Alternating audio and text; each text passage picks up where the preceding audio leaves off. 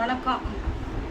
நான் சிஎம் தம்பி விஜய் கிட்ட பேசணும், ஒரு கோரிக்கை வைக்கணும்.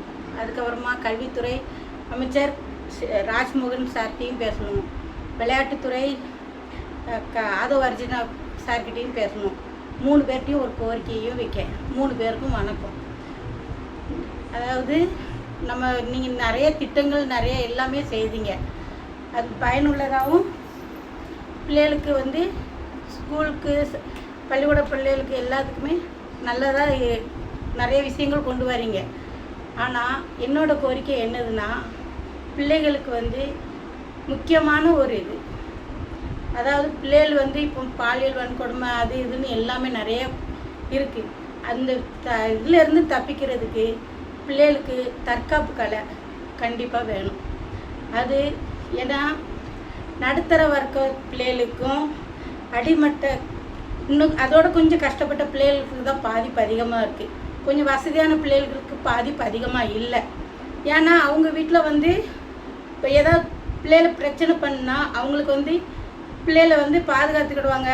ஏதாவது ஒரு பிரச்சனைனா எல்லாருமே இது பண்ணுவாங்கன்னு ஒரு பயம் இருக்கும். அதனால பெரிய வசதியான வீட்டு பிள்ளைகள் மேலே கையை வைக்க மாட்டாங்க. இப்போ கஷ்டப்பட்ட பிள்ளைகள் மேலே கையை வைக்காங்க. காரணம் என்னென்னா, அவங்களால தட்டி கேட்க முடியாது, இப்போ எதுக்க முடியாது அப்படிங்கிறக்கு ஒரு காரணம். அடுத்தால வசதியான பிள்ளைகள் எல்லாமே கற்றுக்கிடும். அவங்களுக்கு பணம் கொடுத்து காசு கொடுத்து கற்றுக்கிட்டதுக்கு வசதி இருக்குது. ஆனால் கஷ்டப்பட்ட பிள்ளைகள் எங்கே போய் கற்றுக்கிறதுக்கு வழி இல்லை. அப்போ என்ன செய்யணும்? அந்த பிள்ளைகளுக்கு கற்றுக்கிறதுக்கு இவ்வளோத்துக்கும் ஸ்கூலில் படிச்சுட்டு கவர்மெண்ட் ஸ்கூலில் படிக்கிற பிள்ளைகள் வெளியே டியூஷன் படிக்கணும். அந்த பிள்ளைகள் மார்க் எடுக்கிறதுக்காக வெளியே டியூஷன் படிக்கணும். கம்ப்யூட்டர், டைப்ரைட்டிங், தையல் எல்லாமே அந்த பிள்ளைகள் கற்றுக்கிட வேண்டியது இருக்குது. எல்லாருக்கும் தனித்தனி காசாக கொடுத்து படிக்க வேண்டியது இருக்குது. அப்போ அந்த பிள்ளைகள் பாவம் தானே. உங்கள் வீட்டில் பாவம் தானே.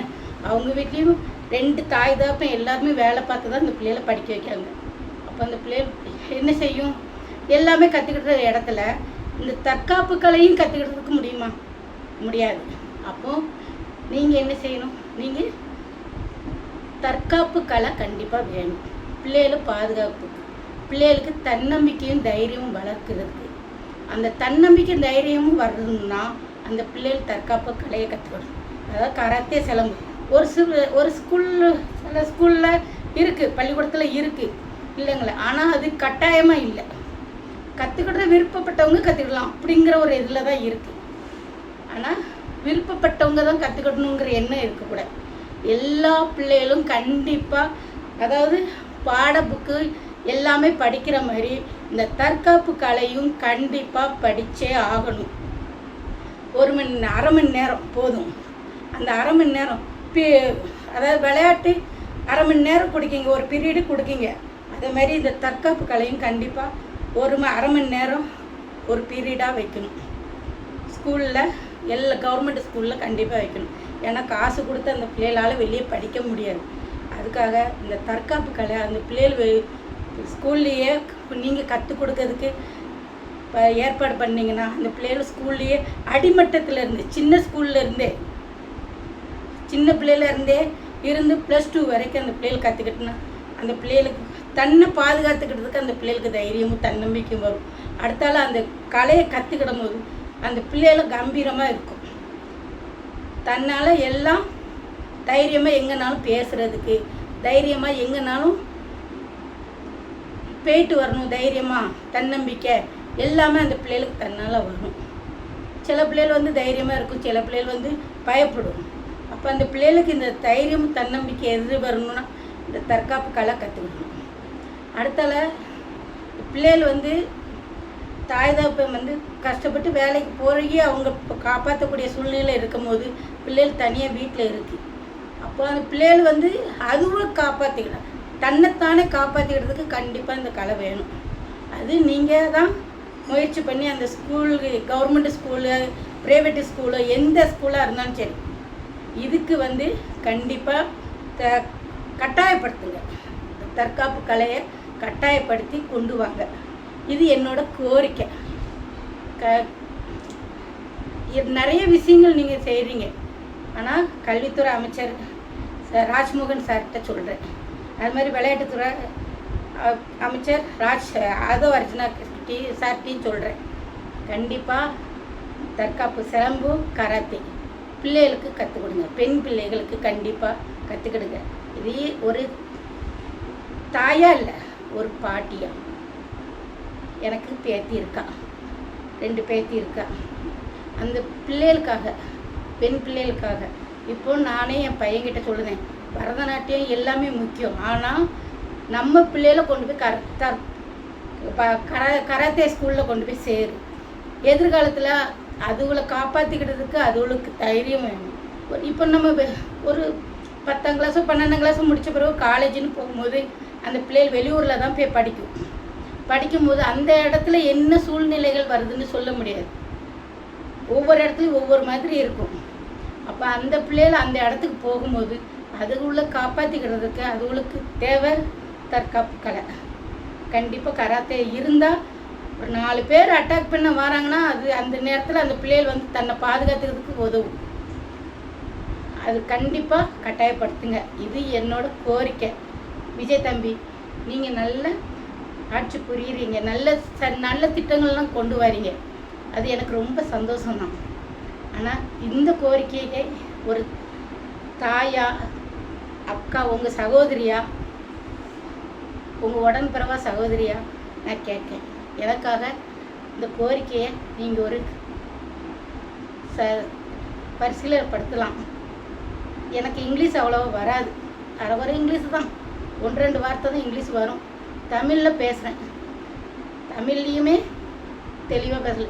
நான் இமோஷன் அதாவது கொஞ்சம் இதானா கொஞ்சம் அதை சொல்ல தெரியல. எனக்கு இமோஷன் ஆச்சுன்னா எனக்கு கொஞ்சம் படப்படன்னு பேசுவேன். அது வந்து நீங்கள் கொஞ்சம் புரிஞ்சுக்கிடுங்க. நான் வந்து ஏதாவது தப்பாக பேசியிருந்தாலும் மன்னிச்சுக்கிடுங்க. ஆனால் பிள்ளைகளுக்காக இந்த கோரிக்கையை நீங்கள் செய்யுங்க. தற்காப்பு கலை அனைத்து ஸ்கூல்களையும் கட்டாயப்படுத்துங்க.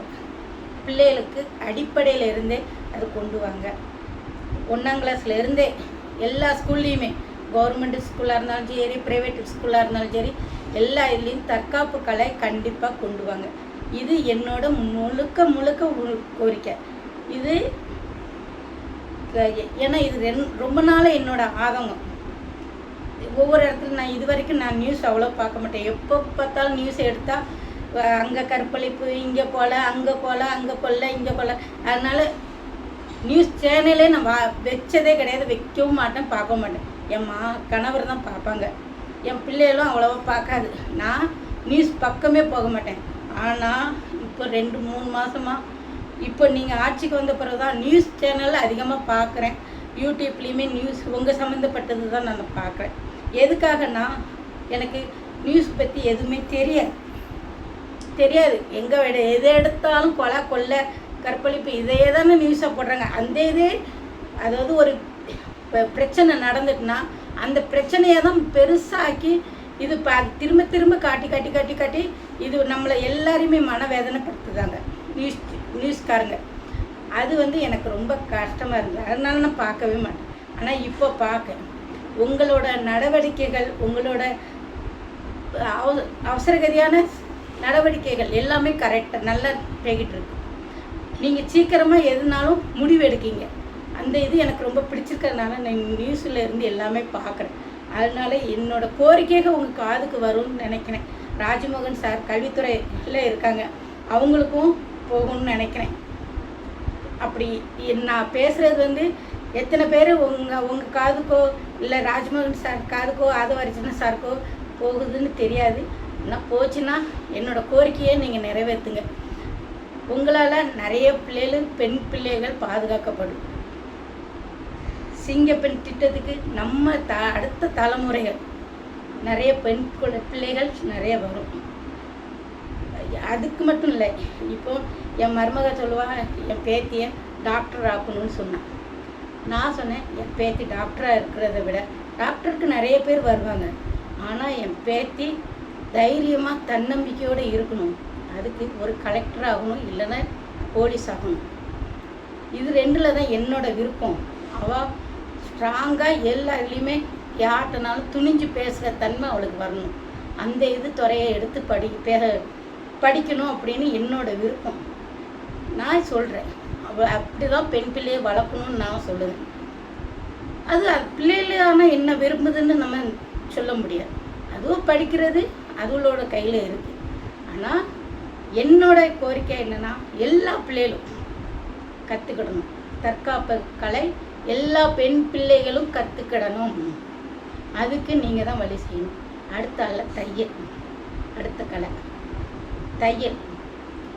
இப்போ தையல் கலையில் வசதி இருக்கிறவங்க வந்து ஃபேஷன்ஸ் டிசைனிங் அது இதுன்னு போயிடுவாங்க. ஆனால் கஷ்டப்பட்ட பிள்ளைகள் என்ன செய்ய தெரியுமா, தனியாக காசு கொடுத்து 1000 ரூபா 1500 படிக்கிங்க தையல். இந்த தையல் கலையும் ஸ்கூல்லையே ஏன் நீங்கள் கொண்டு வரக்கூடாது? ஒரு பீரியடாக கொண்டு வரலாமே, ஒரு அரை மணி நேரம். அதாவது 9th அப்புறமா கொண்டு வரலாம். ஒரு டைப்ரைட்டிங், கம்ப்யூட்ரு எல்லாமே ஸ்கூலில், கவர்மெண்ட் ஸ்கூலில் நீங்கள் கொண்டு வரலாம். கொண்டு வந்தீங்கன்னா நிறைய பிள்ளைகள் பயன்படும். ஏன்னா எல்லாராலையும் எல்லா படிப்பையும் படிக்க வைக்க முடியல, ரொம்ப கஷ்டப்படுறாங்க. ஏன்னா இதுக்கு ஃபீஸ் கட்டணும், அதுக்கு ஃபீஸ் கட்டணும், என்ன செய்யன்னு தெரியல. எதில் பிள்ளைகள் மார்க் நல்லா எடுக்கணும், அடுத்த ஸ்டெப்புக்கு போகிறதுக்கு மார்க் நல்லா எடுக்கணும், பிள்ளைகளுக்கு அது கற்றுக்கிடணும், இது கற்றுக்கிடணும். பிள்ளைகளுக்கு ஆர்வம் இருக்குது கற்றுக்கிடுறதுக்கு, ஆனால் அதுக்கு வழி இல்லை. பெற்றவங்களை கஷ்டப்படுத்தக்கூடாது அப்படின்னு பிள்ளைகளும் நினைக்கும். கற்றுக்கிடுறதுக்கு ஆர்வம் இருந்தும் பெற்றவங்க கஷ்டப்படக்கூடாதுன்னு அந்த பிள்ளைகள் தன்னோட ஆர்வத்தை குறைச்சி அந்த பிள்ளைகளே வந்து இது விட்டு கொடுக்குது. அப்போ அது ஸ்கூல்லையே கிடச்சிதுன்னா அந்த பிள்ளைகள் ஆர்வத்தோடு கற்றுக்கிடுங்க.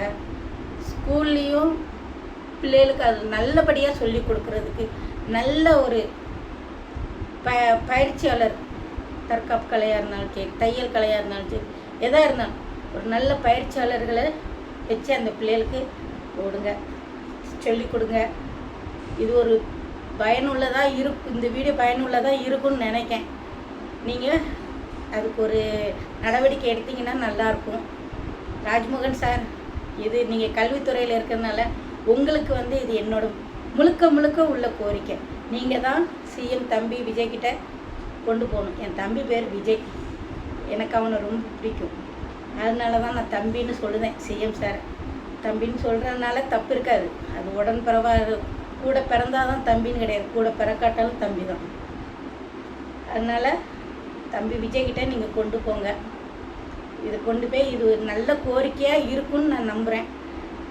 இது எல்லாருமே சொல்லியிருப்பாங்களான்னு தெரியல, ஆனால் என்னோட கோரிக்கை இது வந்து ரொம்ப நாளாக என் மனசில் இருந்துச்சு. பெண்களுக்கு ஏன் அடிப்படையில் இருந்து கவர்மெண்ட் ஸ்கூல்லையோ ப்ரைவேட் ஸ்கூலில் கூட ஒன்று இருக்குது.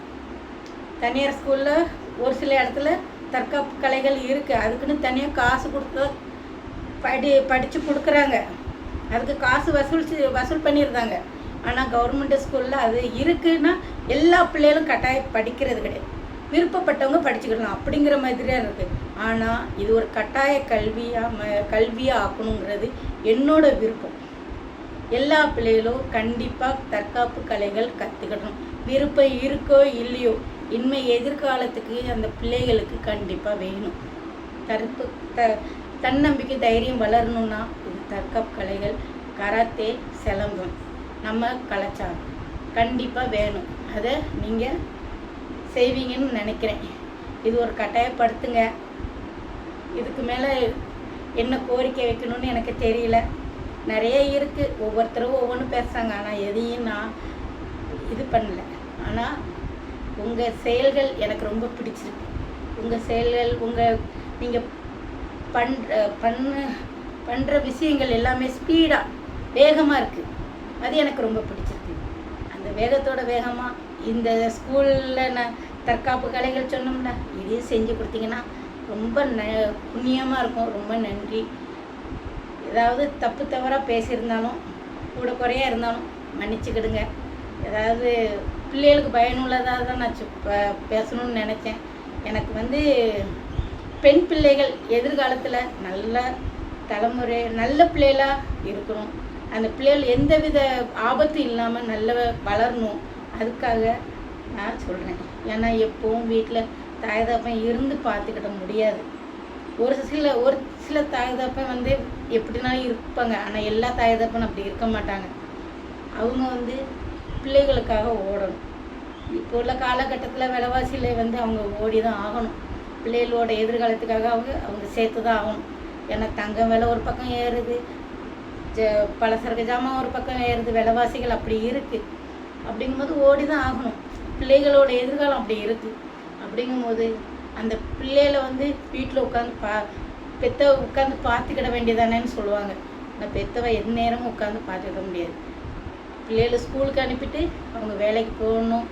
அது அவங்களுக்கும் கொஞ்சம் கஷ்டமாக தான் இருக்கும். பிள்ளைகளுக்கு பாதுகாப்பாக வந்துருமா ஒவ்வொரு நாள். ஏன்னா நானே பயந்துருக்கேன்.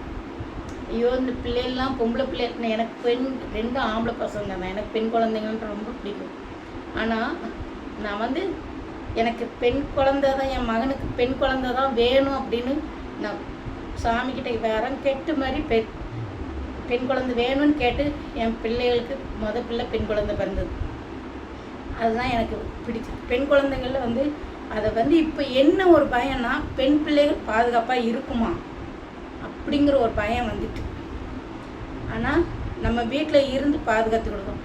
வெளியே போகும்போது நம்ம பிள்ளைகள் பத்திரமா போயிட்டு வரதண்டி யாரையும் நம்பி விட முடியல. சொந்த பந்தமோ ஒவ்வொரு இடத்துலையும் நடக்கிறத பார்த்தா யாரை நம்பி விட அப்படிங்கிற ஒரு பயம் வரும். அதனால் இந்த தற்காப்பு கலையை பிள்ளைகள் கற்றுக்கிட்டோம்னா தைரியமும் தன்னம்பிக்கையும் பிள்ளைகளுக்கு கூடும், பெண் பிள்ளைகளுக்கு கூடும்.